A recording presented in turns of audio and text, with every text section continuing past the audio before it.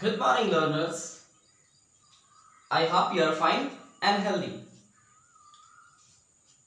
आप घर पर ही हैं, अच्छे हैं और कोरोना वैश्विक महामारी से लड़ने में अपने देश की सहायता कर रहे हैं। तो चलिए हम अपने online classes English literature and spoken English में अपने नए क्लास में आज हम बात करने जा रहे हैं सेंटेंस जो कुछ छूट गया था उस बारे में। इससे पहले आप अपने स्क्रीन पर देख रहे हैं कुछ वर्ड्स मैंने लिखा है, क्योंकि मैंने पहले भी कहा है कि without words we can not be a good speaker or a good writer, so that you must remember words. इसे स्क्रीनशॉट कर लेंगे क्योंकि इसे लिखने में बहुत टाइम लगेगा, इसे बताने में टाइम लगेगा। मैं शॉर्ट में बताता हूँ। मैंने 10 वर्ब फॉर्म्स लिखे हैं with V2 and V3. Abide, about, about. V2 and V3 जिसका डिफरेंट है उसे मैंने लिखा है, जिसका V3 सेम है मैंने वहां पे एरो रखा है। Arrow means same V3, okay. तो मैं इसे रब कर रहा हूं, आप इसे स्क्रीनशॉट कर लेंगे और इसे याद करते चलेंगे। अब साथ साथ प्रत्येक दिन हमें कुछ वर्ड्स याद करने हैं, कुछ वर्ड्स याद करते चलेंगे तो हमारी वोकैबुलरी जो होगी, वोकैब सेक्शन जो होगा वो बढ़िया होता चला जाएगा और फिर हमारी इंग्लिश में इलास्टिसिटी आ जाएगी, ब्यूटी आ जाएगी, and this is very necessary. So let's start. हमने टाइप्स ऑफ सेंटेंस पढ़ा था, आज बहुत शॉर्टली हम काइंड्स ऑफ सेंटेंस पढ़ेंगे। ये कंफ्यूजन थोड़ा सा रह जाता है types of sentence and kinds of sentence में। काइंड्स ऑफ सेंटेंस 4 होते हैं। एक्चुअल में ये वहीं से आए हैं, टाइप्स ऑफ सेंटेंस से ही आए हैं। अफर्मेटिव हमने वहां पे पढ़ा था असर्टिव। असर्टिव सेंटेंस के 2 काइंड होते हैं। Let's see, affirmative sentence and negative sentence. बहुत लंबा टाइम नहीं लेने की कोशिश करूंगा, मैं शॉर्ट में करूंगा, अदरवाइज ये बहुत बड़ा टॉपिक हो जाएगा। इंटरोगेटिव सेंटेंस हमने वहां पे पढ़ा था, यहाँ पे इंटरोगेटिव सेंटेंस का भी 2 पढ़ेंगे। Interrogative sentence and interrogative negative sentence.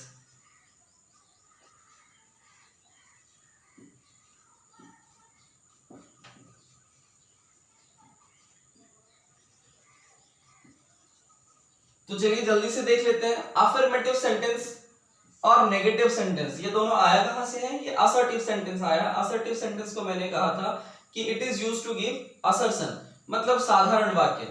कैसे वाक्य? जब किसी भी बात को हम दृढ़ता से कहने का प्रयास करते हैं तो वैसे वाक्य को कहा जाता है असर्टिव सेंटेंस। असर्टिव सेंटेंस के 2 काइंड है, अफर्मेटिव एंड नेगेटिव। अफर्मेटिव का मतलब होता है पॉजिटिव, ऐसे सेंटेंस जो पॉजिटिव आइडियाज देते हैं। कैसे आइडियाज देते हैं? बस मैं शॉर्ट में लिख रहा हूं, डेफाइन पॉजिटिव आइडियाज देने के लिए जो यूज किए जाते हैं। कैसे आइडियाज देने के लिए यूज किए जाते हैं? Positive ideas. हिंदी होता है इसका सकारात्मक वाक्य। क्लियर? ऐसे सेंटेंस जो पॉजिटिव आइडिया देते हैं। पॉजिटिव आइडिया मींस मैं पढ़ा रहा हूं, आप पढ़ रहे हो, वे लोग जा सकते हैं, मुझे खाना चाहिए, पिताजी को किसान होना चाहिए, माँ को भोजन पकाना चाहिए। कैसे आइडियाज दे रहे हैं? हम सकारात्मक विचार दे रहे हैं। तो जो आइडियाज सकारात्मक होंगे, ऐसे सेंटेंसेस जो सकारात्मक विचार दे रहे होंगे, वो सेंटेंसेस कहे जाएंगे affirmative sentence. Clear? Second one is negative sentence. Negative ये वर्ड नेगेशन से ही आया है। निगेट, निगेट मींस ना होना, नेगेटिव मींस नकारात्मक। नकारात्मक वाक्य। कैसे वाक्य? नकारात्मक वाक्य। कैसे आइडियाज देंगे ये? Negative ideas. Negative idea. Unfortunately 2020 में पॉजिटिव वर्ड दुनिया का सबसे ज्यादा नेगेटिव वर्ड हो गया है, एंड नेगेटिव वर्ड सबसे ज्यादा पॉजिटिव हो गया। कोरोना पॉजिटिव मींस बहुत बड़ी नेगेटिव हो गई है। कोरोना नेगेटिव मींस खुशी की बात है, बट यहाँ पे वैसा नहीं है। यहाँ पे पॉजिटिव मींस सकारात्मक एंड नेगेटिव मींस नकारात्मक। नेगेटिव मींस ना होना। ओके, मैं नहीं पढ़ा रहा हूं, आप लोग नहीं सीख रहे हो, मेरी माँ भोजन नहीं पका सकती है, मेरे पिताजी को किसान होना नहीं चाहिए। कैसे आइडियाज दे रहे हैं? Negative ideas. सेंटेंस क्या कहलाते हैं? नकारात्मक वाक्य। Clear students? अगर third one is interrogative. Interrogative sentence, ये इंटरोगेटिव जो है इंटरोगेट वर्ड से आया है, इसका मतलब होता है पूछताछ करना। इसका यूज क्या है? आस्किंग क्वेश्चन, आस्किंग क्वेश्चन, प्रश्न पूछना। तो कैसे वाक्य कहे जाएंगे ये? प्रश्नबोधक वाक्य। कैसे वाक्य हैं ये? प्रश्नबोधक वाक्य। इन सेंटेंसेस का इस्तेमाल करते हैं for asking questions. How are you? Who are you? Where are you? What are you doing now? Can I do this?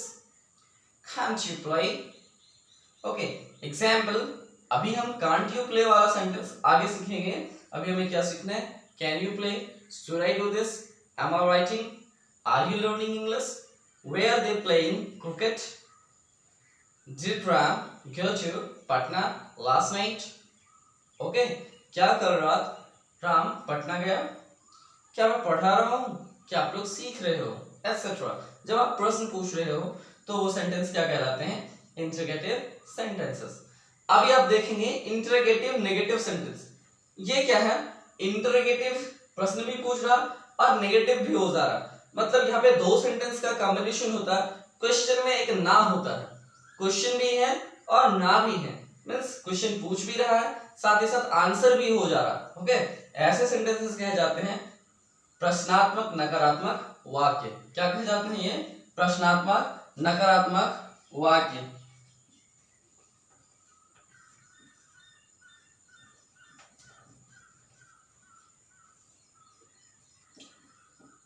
Actual में ये सेंटेंस क्रिएट क्या करते हैं? डाउट क्रिएट करते हैं। डाउट क्रिएटिंग सेंटेंस होते हैं, बस और कुछ नहीं। बहुत नहीं जाना है डीप में, क्योंकि बहुत डीप में हम जब स्पेशल एक एक चैप्टर पढ़ेंगे ना, अफर्मेटिव का तो पूरा चैप्टर अफर्मेटिव का होगा, नेगेटिव का तो केवल नेगेटिव का चैप्टर होगा, इंटरोगेटिव का तो केवल इंटरोगेटिव का चैप्टर होगा, इंटीग्रेटिव नेगेटिव का पढ़ेंगे, इंटरोगेटिव नेगेटिव का एक चैप्टर होगा। अभी बहुत डीप में नहीं जाना है, क्योंकि हमें अपने ग्रामर को गति भी देनी है, दैट्स व्हाई हम ब्रशअप करते चल रहे हैं। इंटरनेगेटिव सेंटेंस में क्या होता है? डाउट क्रिएटिंग सेंटेंस होते हैं। For example, am I not teaching you? क्या मैं आपको नहीं पढ़ा रहा हूं? अगर होता मैं नहीं पढ़ा रहा हूं, मींस डिक्लेरेशन होता कि मैं नहीं पढ़ा रहा हूं। प्रश्न होता तो क्या होता? क्या मैं पढ़ा रहा हूं? पर यहाँ पे सेंटेंस क्या है? Am I not teaching you? क्या मैं आपको नहीं पढ़ा रहा हूं? Can you not do this? Question होता तो क्या होता? Can you do this? क्या आप कर सकते हो? अगर नेगेटिव होता तो क्या होता? You can not do this. पर यहाँ पे क्या है? Can you not do this. Clear? तो ऐसे सेंटेंस कहे जाएंगे डाउट क्रिएटिंग सेंटेंस, प्रश्नात्मक नकारात्मक वाक्य। सो इसे भी अब मैं रब करता हूं। एक एग्जाम्पल आप चाहे तो लिख सकते हैं, कोई भी एक एग्जाम्पल लिख लेते हैं। I can do this work. मैं इस काम को कर सकता हूं। ये कैसा आइडिया दे रहा? पॉजिटिव आइडिया दे रहा। नेगेटिव आइडिया क्या हो जाएगा? I can not do this work. Negative idea में क्या होता है? हेल्पिंग वर्ब के बाद नॉट लगा होता है। ये की पॉइंट है, इसे आप याद कर लेंगे। नेगेटिव आइडिया में क्या होता है? नेगेटिव सेंटेंस में क्या होता है? हेल्पिंग वर्ब के बाद क्या होता है? नॉट लगा होता है और उससे बन जाता है नेगेटिव सेंटेंस। इंटरोगेटिव सेंटेंस क्या होगा?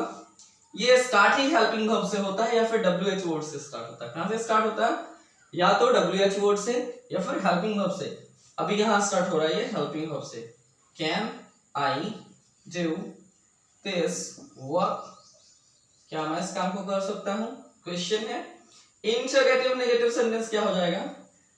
Can I not do this work? अब आप समझने की कोशिश करो। Can I not do this work, इसे कॉन्ट्रैक्ट करके हम can't I do this work भी लिख सकते हैं, बट हमने अभी इसको सेपरेट लिखा। Can I not do this work? क्या मैं इस काम को नहीं कर सकता हूं? क्वेश्चन चूंकि है इंटरोगेटिव है यहां भी और यहां भी, तो इंटरोगेटिव सेंटेंस में क्या होता है? फुल स्टॉप से खत्म नहीं होता, वो खत्म होता है जाकर क्वेश्चन मार्क में। और सेंटेंस स्टार्ट कब होता है? कैपिटल लेटर से।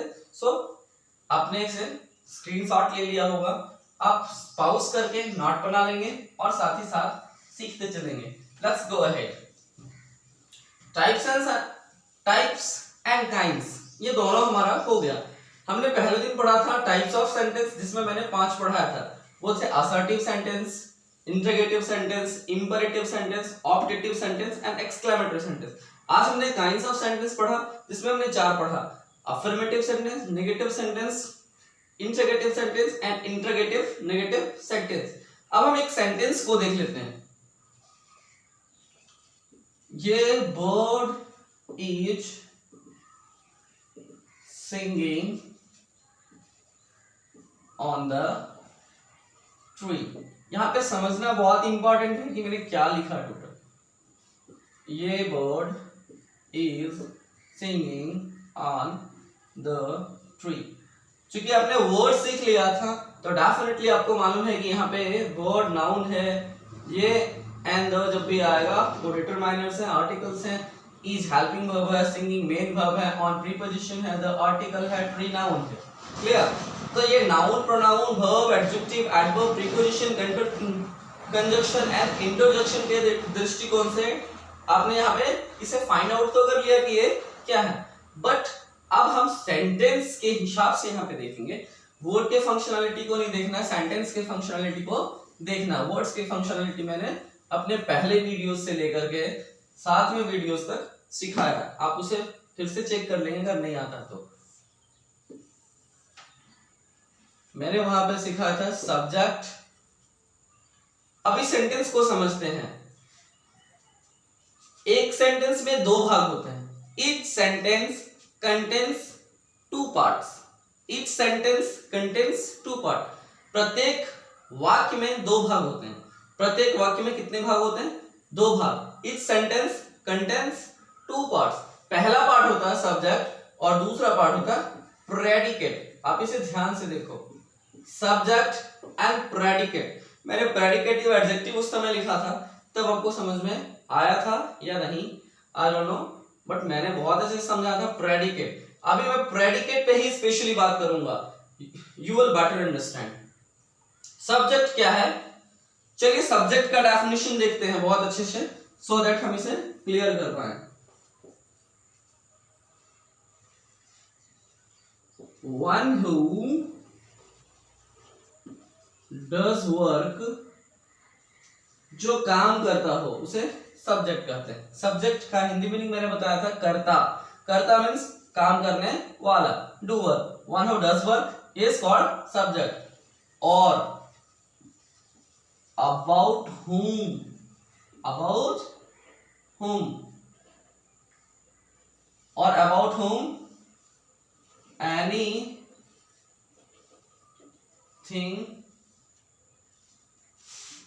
is spoken। 2 डेफिनेशन है यहाँ पे। वन हु डज वर्क, जो काम करता हो, या फिर वो about whom anything is spoken, या फिर जिसके बारे में कुछ बोला जाए। जो काम करता हो उसे भी कर्ता कहते हैं, या जिसके बारे में कुछ बोला जाए उसे भी कर्ता कहते हैं। फिर बाकी का सेंटेंस, अभी सब्जेक्ट के बाद मैं ऑब्जेक्ट नहीं आ रहा हूं, मैं आ रहा हूं प्रेडिकेट पे।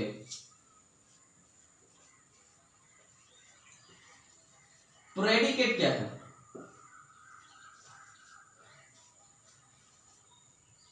कर्ता क्या कर रहा है उसके बारे में जो कहा रहा है is called predicate. What is, ये सब्जेक्ट डूइंग, और व्हाट इज सेड अबाउट, ये सब्जेक्ट इज कॉल्ड प्रेडिकेट। ये बहुत बेसिक चीजें हैं जो आपने नहीं सीखी हैं, इसीलिए आप अक्सर फंसते हो। आपको मैं ऐसे ग्रामर पढ़ा रहा हूं जब आप कभी नहीं फंसोगे। चलो आप देखो कि सब्जेक्ट क्या है, वन हु डज वर्क, तो यहाँ पे काम कौन कर रहा है? ये bird is singing on the tree. काम कौन कर रहा है? गाने का काम कौन कर रहा है? बर्ड। बर्ड क्या है? सब्जेक्ट है। किसके बारे में बात कर रहे हैं? बर्ड के बारे में बात कर रहे हैं। डेफिनेटली कौन गा रहा है? बर्ड गा रहा है, बर्ड गा रही है। ओके, फीमेल एंड मेल छोटे छोटे जीवों में नहीं देखा जाता है। जो टाइनी क्रिएचर्स होते हैं, स्मॉल क्रिएचर्स होते हैं, उनमें ये चीजें माइनर हो जाती है। वन हु डज वर्क, जो काम कर रहा, काम करने वाला भी बर्ड है। किसके बारे में बात हो रही, बर्ड के बारे में बात हो रही, तो डेफिनेटली सब्जेक्ट कौन है, बर्ड है। अब मैंने लिखा प्रेडिकेट क्या है, व्हाट इज ये सब्जेक्ट डूइंग, जो सब्जेक्ट कर रहा है, तो क्या कर रहा है subject, is singing on the tree. ये जो बर्ड है वो क्या कर रहा है, is singing on the tree. तो ये पूरा भाग सब्जेक्ट के बाद का पूरा भाग जो रिमेनिंग है वो रिमेनिंग पार्ट सेंटेंस का क्या कहा जाता है, प्रेडिकेट। एक और डेफिनेशन छोटा सा मैंने लिखा, उसको और समझने के लिए clearly, what is said about ये सब्जेक्ट इज कॉल्ड प्रेडिकेट। जो कर रहा है या सब्जेक्ट के बारे में जो कहा जा रहा है वो भी कहलाता है प्रेडिकेट। आई होप आपने सब्जेक्ट एंड प्रेडिकेट के डेफिनेशन को भी आज समझ लिया। दो तीन एग्जांपल्स की सहायता से हम लोग देखते हैं कि सब्जेक्ट एंड प्रेडिकेट क्या है। मोस्टली जो होते हैं सब्जेक्ट वो पहले लिखे जाते हैं और बाद में प्रेडिकेट लिखे जाते हैं। राम किल्ड रावण। अब एक्चुअल में देखिए इंग्लिश टर्म होता है रामा किल्ड रावणा, तो आप यहाँ पे रामा भी लिख सकते हो एंड यहाँ पे रावणा भी लिख सकते हो। Okay, Rama killed Ravana. यहाँ पे किसके बारे में बात हो रही है, राम के बारे में बात हो रही है। डेफिनेटली राम डूअर है, मीन सब्जेक्ट है। किल्ड रावणा, राम ने क्या किया, किल्ड रावणा, राम ने क्या किया, रावण को मारा। तो ये जो किल्ड रावणा है ये प्रेडिकेट है। एक खास बात प्रेडिकेट को जज करने का ये भी है कि प्रेडिकेट में हमेशा वर्ब होता है, प्रेडिकेट में हमेशा वर्ब होता है, प्रेडिकेट में हमेशा वर्ब होता है, मेन वर्ब या फिर हेल्पिंग वर्ब। अब हेल्पिंग वर्ब भी मेन वर्ब होता है, मैंने अपने पिछले वीडियोस में आपको बताया है, इसलिए आप बेटर समझते हो उसे।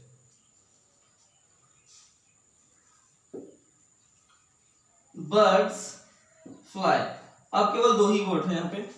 अब देखो बर्ड्स सब्जेक्ट है, थोड़ा सा क्लियर देख लो आप, सब्जेक्ट है, फ्लाई प्रेडिकेट है। आई होप आपको समझ में आ रहा है। जो काम कर रहा है उसे कर्ता कहते हैं और कर्ता क्या कर रहा है वो पूरा बात वो कहलाता है predicate. I hope it is clear. Means मैंने जितने भी सेंटेंसेस लिखा, आपने जितने भी सेंटेंसेस देखा, उसमें सब्जेक्ट को पहले लिखते हैं एंड प्रेडिकेट को बाद में लिखते हैं। कई बार सब्जेक्ट को भी बाद में लिखते हैं, प्रेडिकेट को पहले लिखते हैं। एक एग्जांपल देख लेते हैं। Here comes ये बस, Here comes ये बस। अब बात मैंने वही कही है, यहाँ एक बस आती है, क्या आती है, बस आती है। बात किसके बारे में हो रही है, बस के बारे में, इसलिए डेफिनेशन याद रहेगा तो आप गलती नहीं करोगे, आगे पीछे से कोई मैटर नहीं है। किसके बारे में बात हो रही है, बस के बारे में बात हो रही है। कहाँ आती है, यहाँ आती है, तो ये प्रेडिकेट है। अभी जो हिस्सा पहले आया है वो प्रेडिकेट हो गया, जो हिस्सा बाद में आया है वो सब्जेक्ट है। बट ये आगे पीछे से कोई मैटर नहीं करता। मैंने बताया मोस्टली क्या होते हैं, सब्जेक्ट पहले लिखे जाते हैं, प्रेडिकेट बाद में लिखे जाते हैं। बट अगर आपने डेफिनेशन याद रखी है तो फिर कोई फर्क नहीं पड़ता किसे पहले लिखा किसे बाद में लिखा। आज की टॉपिक हमारी थी kinds of sentence and subject and predicate, parts of sentence, kinds of sentence and parts of sentence. मैंने दो टॉपिक को आज क्लियर किया है,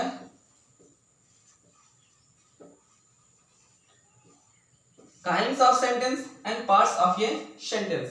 एक सेंटेंस के भाग एंड काइंड्स, ये दो चीजें मैंने क्लियर करी है। आई होप आप अच्छे से इंग्लिश सीख रहे हो। ऑनलाइन जो क्लासेस मेरे द्वारा दी जा रही हैं आप लोगों को, आप उसे एंजॉय कर रहे हो। बीच में कुछ टेक्निकल डिफिकल्टीज होती हैं जिस कारण से मैं अपनी वीडियोस अपलोड नहीं कर पाता हूं, बट मैंने कोशिश की है कि मैं आपको रेगुलर वीडियोस अवेलेबल कराऊं सो दैट आप अच्छी इंग्लिश बोल सको, इंग्लिश में अच्छे मार्क्स स्कोर कर सको और इंग्लिश अच्छी लिख सको। आप इन चीजों को याद करते चलेंगे, सीखते चलेंगे, लिखते चलेंगे। Keep watching, keep learning, share my videos to your friends and relatives. Thank you.